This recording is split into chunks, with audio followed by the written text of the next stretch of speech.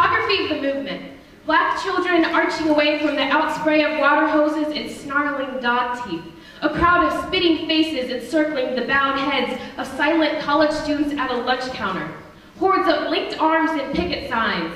Freedom songs frozen on their lips. The backdrop. City streets. Alabama Bridge. The stretch of crowded land before the Washington Monument. And King. The name the black in me knew before anything else. An animated mimicry of those decades of dying and fighting to be more than just skin. We memorized the shape of his mouth, this speech, arm reaching out over the crowd in DC. And for one day in January, and most days the next month, we close our eyes and we dream. And in March we wake up. First college history classes, then long documentaries, and civil rights finally became more than just bus rides. There was something else restless and steady shaking in the underbelly of the younger generation.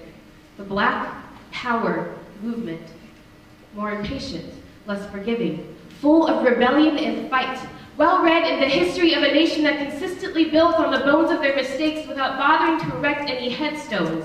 They were young and angry once, were the most reckless and intelligent of them, pulled apart the seams of a flag just to see how easily the freedom came apart in the thread. Remember Stokely Carmichael in the streets of Lowndes County, Mabel and Robert Williams against the KKK, Grace Lee Boggs and Angela Davis, the fists and the froze, and the panther growing in their forearms, and Malcolm.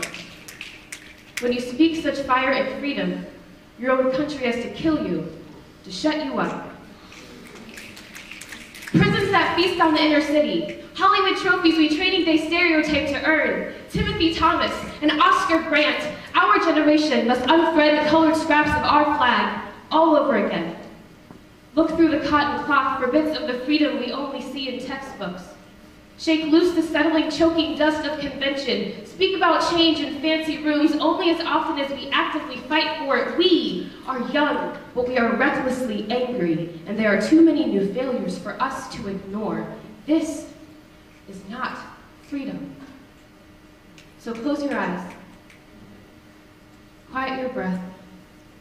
Feel the fireworks and burning in your chest, the growling in your shoulder blades, the claws and curved fingertips, the taut feline muscles of dark hind legs, the quiet snarl of an old panther in the darkness, black as a moonless sky. Instead of berets, black fitteds. Instead of leather jackets, graduation gowns. But America, I promise, we still know how to fight, and you should be afraid of us.